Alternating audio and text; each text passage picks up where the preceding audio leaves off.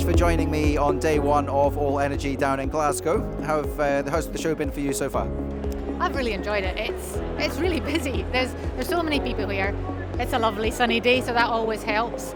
I made it to the plenary session this morning, just into the spill out room because it was so busy and it was standing room only there, and that was good. There was a positive drumbeat going on there.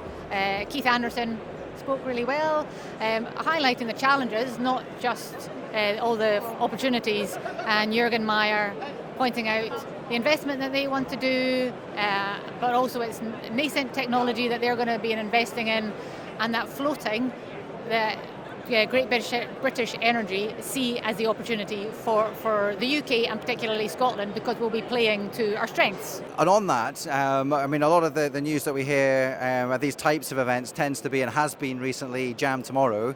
Do you concur with that philosophy, or do you think we're beginning to see some projects coming through now that the supply chain can get involved with?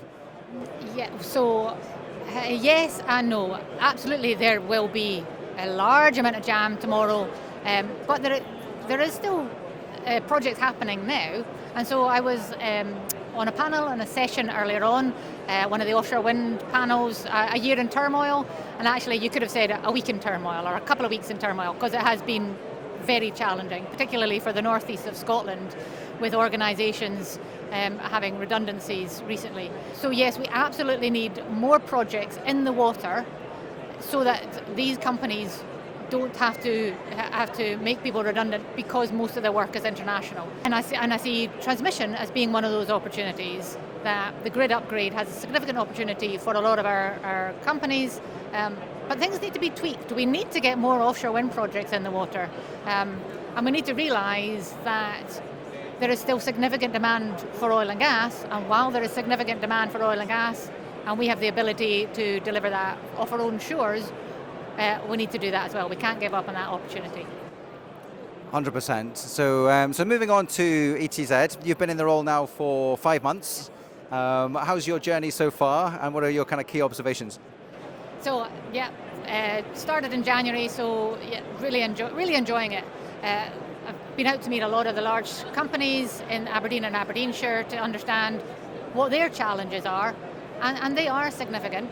And it's just highlighting earlier on that, there are companies that are finding it so challenging that they're having to make redundancies. But that's in the UK, and so it is highlighting that ETZ's work it's not done. There's still a lot for us to do to support these companies to stay and grow in the region, and growing into clean energy. And that is also working and communicating and supporting the communication between these companies and the governments, so that they know what's happening and the challenges and opportunities that they're facing as well.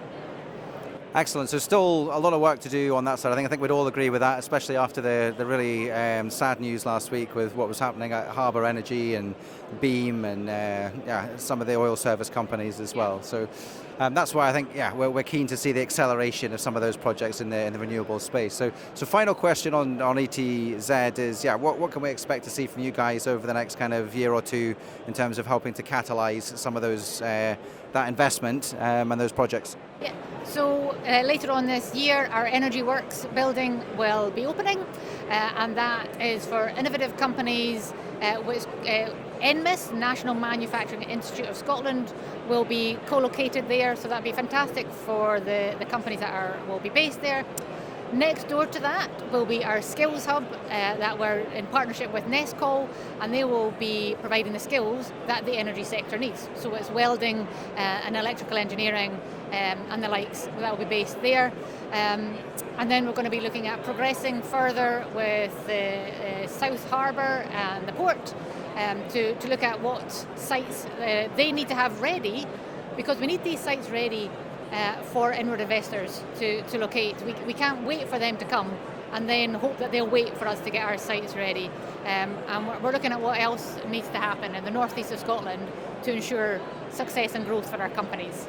Perfect. Well, lovely to hear there's so much thought going into the infrastructure and planning for the future on that side of things. Thank you so much for sparing some time to speak to us, and good luck with the rest of the conference. Thank you very much.